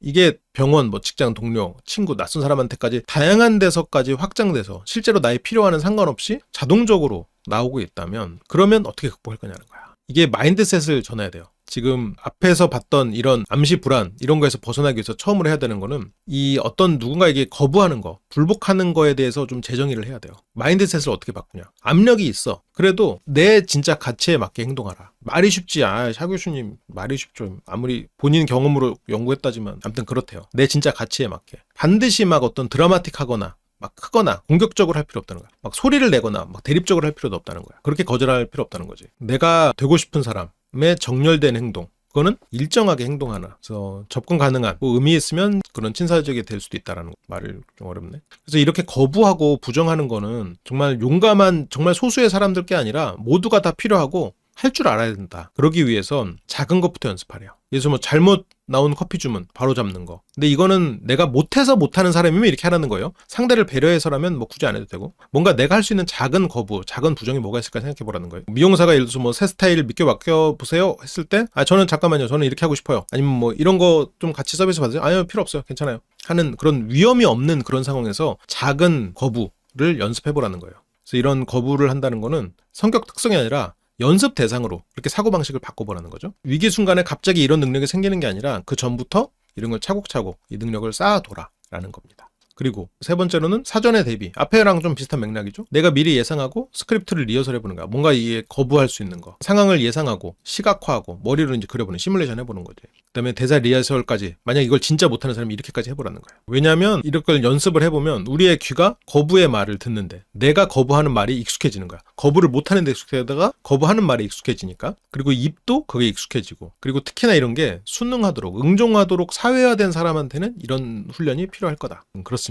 이렇게 이제 극복을 하는 거고, 압박 속에서 우리는 기대치로 올라가는 게 아니라 훈련 수준으로 떨어진다. 그러니까 압박에서 뭔가 기대하지 말고 훈련을 해라라는 거예요. 이게 이소룡이 했던 말이에요. 아무튼 그렇고요. 수능이 아니라 거부하는 것도 가르쳐야 된다는 거예요. 부모가 아이를 수능만이 아니라 거부도 할 수 있게, 싫어요 라고 할 수 있게, 그건 저는 딴 거 하고 싶어요 라고 말할 수 있게. 그래서 부모가 거부하는 것도 보여줘야 돼. 샤는 자신의 부모가 대체로 수능적이었다. 근데 어머니가 저런 부정하는 장면을 강하게 기억하고 있대요. 그게 뭐였냐면 이 샤 교수 눈에 장을 보고 집에 가는데 10대 남학생이 길을 막고 집에 돌아가라 고백홈. 그래서 어머니가 뭔 뜻이니? 근데 답이 없이 그냥 반복했대요. 야 집에 가! 막 했대. 근데 여기서 어머니가 남학생한테 무슨 뜻이니? 다시 물어보고 너희가 아주 똑똑하다고 생각하는구나. 크고 강한 아주 터프가이들이라고 생각하는구나. 그치? 하고 막 어머니가 딱 중심을 잡고 말을 했더니 그 남학생들이 서로 당황해서 쳐다보다가 흩어졌대요. 그러니까 그 상황에서 어머니가 단호하게 대처를 함으로써 그 걔네들 이렇게 흩어버렸던 그 경험이 머릿속에 남아있는 거야. 부모의 역할 모델을 통해서 이 아이가 거부하는 법을 배운 거야.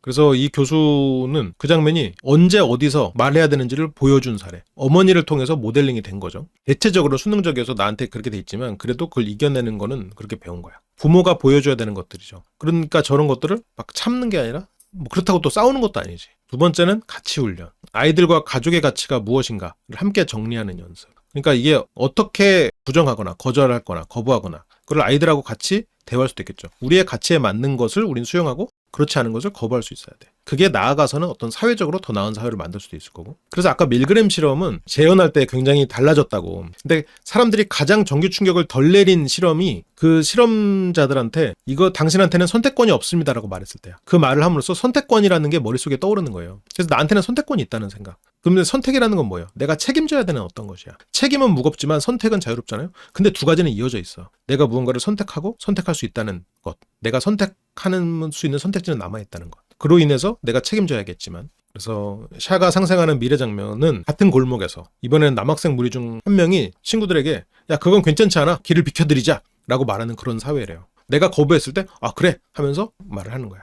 그걸 이제 상상하셨대요. 그래서 이거를 사회적인 함의로는 샤가 교수는 우리가 하는 어떤 동의나 수능이나 이런 반대 의견 이런 게 우리가 사는 사회를 만든다. 이걸 더 나가서 더 확장된 얘기를 하는 거지. 이런 것들이 우리가 아닌 걸 아니라고 생각하고 나의 니즈에 맞춰서 우리 각자가 생각함으로써 그게 결과적으로는 우리 사회가 그렇게 더 건강해질 수 있다는 얘기예요. 삶과 직장, 공동체에 영향을 미치고 자신의 책과 연구가 거부나 부정을 하는 거를 쓸 줄 모르는 사람에게 그런 목적이 있다. 조금 더 볼까요? 하나를 더 해놓은 게 있는데 왜 거절하지 못하는 거에 대한 이것도 사이언티픽 아메리카인데 왜 거절하지 못할까? 많은 사람들이 부당하거나 원치 않는 요구를 받았을 때 즉각적으로 노라고 말하지 못하죠. 거절이 어려운 이유는 뭐야? 예의나 성격 문제가 아니고 사회적이나 심리적 압력의 결합물. 근데 이게 조금 더 동양에서 나온 얘기였다면 가정의 역할을 조금 더 강조했을 수도 있을 것 같기는 해요. 이 거절은 뇌에서 사회적 위협으로 인식될 수도 있다. 이게 앞에서 봤던 거를 좀 더 사회적으로 확장시킨 얘기지. 앞에서는 내 생존의 위협, 가정에서의 내 생존의 위협, 더 나아가서는 사회적 위협으로까지. 그래서 사람들은 거절이 관계 단절,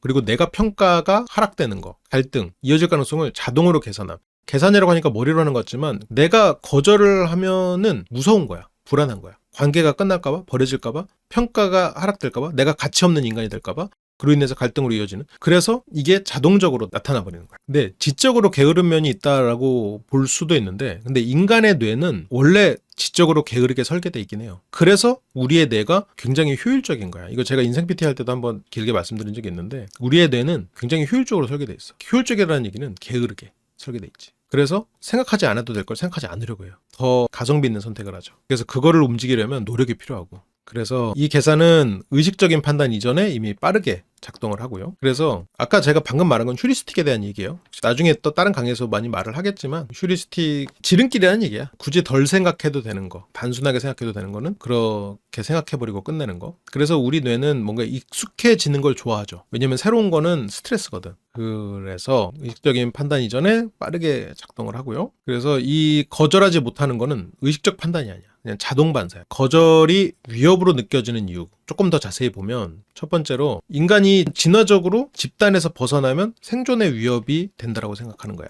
그래서 집단에서 사회적 수용을 받지 못하면 생존하지 못해요. 왜냐면 인간은 계속해서 사회적인 활동을 해왔으니까, 사회적인 활동을 하도록 돼 있었으니까, 집단 생활을 하는 것이 인간의 생존에 반드시 필요했었으니까. 그래서 누군가의 요청을 거절하는 행위가 상대를 거부하는 것처럼 느껴져. 그리고 협조적이지 않다는 신호로 해석될 위험이 있죠. 그래서 아까 뭐 군대 문화 얘기가 나왔지만 실제로 전쟁 중에는 인간 개개인의 의식, 개개인이 생각하는 거는 용납하기가 힘들어요. 어쨌든 전체가 다 어떤 군집처럼 움직여가지고 그 전쟁을 해야 거기서 효과적으로 승리할 가능성이 높아지겠죠. 그래서 군대에서는 개개인의 개성을 존중하지 않아. 명령을 듣고 그 명령에 따라서 움직이기를 기대해요. 왜냐면 그거에 맞춰서 다른 작전들도 짜야 되거든요. 그래서 그것을 복종하는 거를 가르쳐요. 그래서 군대에서 배우는 게 뭐예요? 복명복창. 당장 그 말을 똑같이 따라하면서 복종하겠다는 거를 보이라는 얘기거든. 복명복창을 시키죠. 얼마만큼 정해진 전술을 훌륭하게 수행하는가. 그런 부분들. 그래서 지금 생각해보면 이순신 장군님의 하객진 대단히 새로운 전술이 아니에요. 하객진을 모르는 전략가가 어딨어. 근데 왜 대단해? 그 하객진을 물 위에서 구현했다는 게 대단한 거예요. 그 물에서 다 같이 이거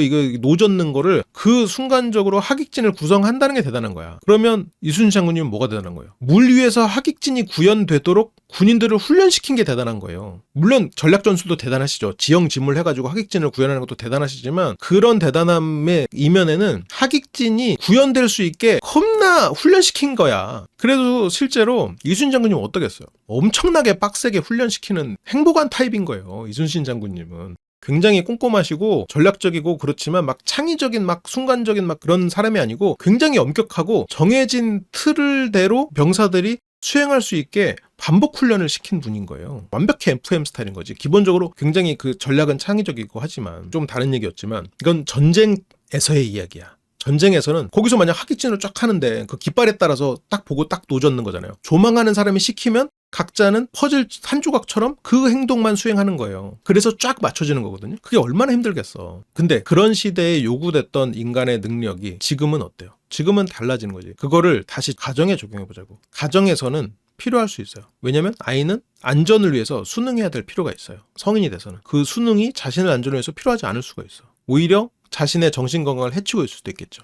근데 그 연결이 계속돼서 그런 거에서 벗어나지 못하고 있는 상황이 어떻게 보면 이런 컴플렉스 상태일 수도 있겠죠. 그러니까 이게 제가 방금 굳이 이순신 장님까지 끌어들여서 얘기를 한 게 어떤 상황에서는 필요한 거예요. 어떤 상황에서는 필요할 수밖에 없었을 수 있던 거야. 뭔가 이런 집단의 방향을 이 사람이 받아들이지 않으면, 그렇다면 그 집단이 위험해지는 시대가 있어. 한 인간의 개인으로는 그런 시기가 있을 수가 있고. 그런데 그거를 유연하지 않게 계속 거기에 갇혀 있으면 힘들겠지. 그래서 이런 해석 가능성 자체가 불안 반응을 유발한다는 거예요. 왜냐면 내가 거절하면 협조적이지 않다, 뭐 이기적이다, 그래서 나는 나쁜 짓이다로까지 이어져서 내 원래 가지고 있던 불안을 더 자극해버리는 거죠. 그래서 사람들은 지금 거절하면 어떤 결과가 올까를 과대평가하는 경향이 있다. 거절을 해도 되거든요. 근데 거절을 했다가 버려질까봐 두려운 어린 시절의 무의식이 성인이 돼서 저런 거를 과대평가하는 걸로 이어질 수 있다는 거예요. 그러면 이런 컴플라이언스, 이런 응종, 수능 이런 게 이제 튀어나오는 이유가 뭐냐. 튀어나오는 이유는 누군가한테 요구를 받잖아요. 그러면 뇌가 세 가지 선택지를 중에 하나를 선택해요. 세 가지 선택지가 뭐야? 거절한다, 유예한다, 수락한다. 이것 중에 하나를 선택을 하는데 이 중에 수락이 단기적으로는 가장 안전한 선택처럼 느껴질 때가 많아요. 그러다 보니까 수락하는 버릇이 생겨버리는 거야. 특히나 권위자, 뭐 친밀한 사람, 그리고 이런 집단 상황에서는 이런 수능 반응이 더 강화되는 거야. 왜냐하면 생각해봐요. 권위와 집단은 내가 수능하지 않으면 생존하지 못할 거라는 그 의식에 훨씬 더 밀접하게 연결돼 있어. 그래서 이 반응은 생각 없는 선택, 이게 아니고 불안 최소화 전략이야. 생각 없이 수락하는 게 아니고 불안을 최소화하기 위한 순간적인 선택이 되는 거지. 나중에 후회하는 예스, 이건 왜 만들어질까? 순간적인 이런 수락은 갈등을 피하게 해주죠. 근데 장기적으로는 후회하게 만들어, 분노하게 만들어. 자기 비난으로까지 이어질 수 있어. 왜냐면 당시에는 불안을 해소하려고 했지만 평소에 원만한 관계를 유지한다면 거절해도 상관없지 않나요? 그게 안 되는 거예요. 그러니까 그게 되면 괜찮은데 그게 안 돼. 평소에 원만한 관계를 할수록 친밀한 사람이 되잖아요. 근데 그 친밀한 사람일수록 거절을 못해. 반대로 상대가 거절했을 때도 충격이 큰 거고. 그래서 사람들은 사후에 왜 그때 그렇게 말했지? 사실은 싫었는데 같은 질문을 스스로에게 던져. 이때 기억하고 해석이 재구성돼. 나를 뭐 정당화하려다거나 내가 그렇게 정당하거나 아니면 상대를 악인화시키기도 해요. 여기서는 얘기하지 않고 있지만 상대를 악인화시키버려. 그래서 이런 거절 능력은 성격이 아니라는 거야. 근데 기술이라고 생각하고 접근하라는 거지. 이게 많은 연구들이 거절 능력은 특성이 아니라 학습 가능한 기술이라는 거야. 어떻게 보면 그러니까 우리가 훈련하면 된다는 얘기예요. 연습하면 된다는 얘기야. 많은 사람들은 이런 거절 문장을 실제로 연습을 안 해봤기 때문에 사회적으로는 특히나 거절하지 말라는 메시지를 더 많이 학습을 했어요. 오랫동안 훈련을 했고 학습을 했다 보니까 반대 거를 못하는 거야. 그러니까 후회와 자책으로 이어져 버리는 거지. 우리가 어디 가서 거절하는 거 배운 적 없거든요. 훈련한 적도 없거든. 그래서 중요한 순간에 말이 막혀. 애매한 표현으로 거절을 못하고. 그리고 또 이렇게 거절은 기술인데 거절을 어렵게 만드는 또 추가 요인들이 있는데 권위 효과. 지위가 높은 사람일수록 거절 난이도가 증가하죠. 왜냐면 내 생존하고 직결되니까. 상호성 규범. 예전에 호의를 받은 적이 있으면 빚진 느낌이 생기지. 물론 근데 인간적으로 빚을 좀 졌으면 뭐 받아줄 수도 있는 거지. 근데 이미지 관리, 착한 사람, 협조적인 사람으로 보이고 싶은 욕구, 이게 착한 애 컴플렉스랑 많이 연결돼 있죠. 불확실성 회피, 거절 후에 두려워. 기본적으로 거절은 불안으로 연결됐기 때문에 그 불안으로부터 도망치려는 마음이지.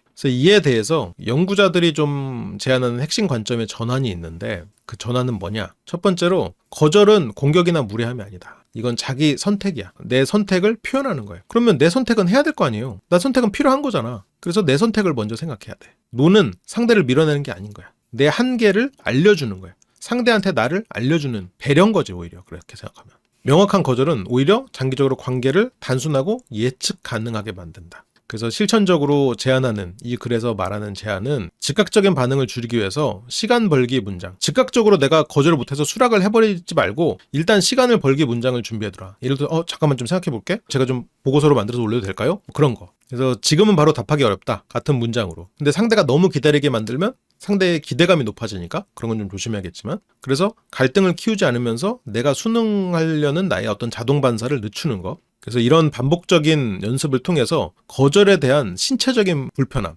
내가 그냥 자동적으로 느껴지는 어떤 불편함, 괴로움을 감소시키라는 거예요. 제가 알아보고 몇 가지 알려드리겠습니다. 뭔가 확답을 하기 전에 그거 28 형수님이 했던 거 아니야? 대표 형수님이. 그래서 어떤 거절은 한 번의 용기가 아니라 누적된 훈련의 결과다. 그래서 이거는 훈련의 결과라는 거를 생각하라는 거예요. 그러면 좋게 생각하면 우리는 얼마든지 바뀔 수 있는 거예요. 만약 이것 때문에 힘들어 하시는 분들이 있다면. 그래서 우리는 얼마든지 훈련에 의해서 이런 것들을 극복할 수 있다라는 걸 이제 잊지 말자는 거죠. 마지막으로 하나만 더 합시다. 왜 사람들은 스스로 손해보면서 타인을 만족시키려고 하는가. 이게 이제 피플 프리징은 착한 성격, 갈등을 싫어하는 성향, 로 단순화되는데, 근데 이제 단순히 착한 성격이나 갈등을 싫어하는 성향 이런 게 아니고 관계를 유지하는 데 도움이 되는 것처럼 보이지만 장기적으로는 관계를 망가뜨리는 거. 왜 그러냐? 나중에 후회할지 안 할지 그 당시에 알 수 없죠. 근데 최소한 내가 후회할지 안 할지를 생각해 보는 것만으로도 어떤 선택을 하는 데 도움이 되죠. 선택을 하면 후회할 수도 있겠지만 그런 생각 없이 일단 수락해버리거나 무심코 선택해버리면 나중에 후회할 가능성이 더 크지. 줄여보자는 거죠.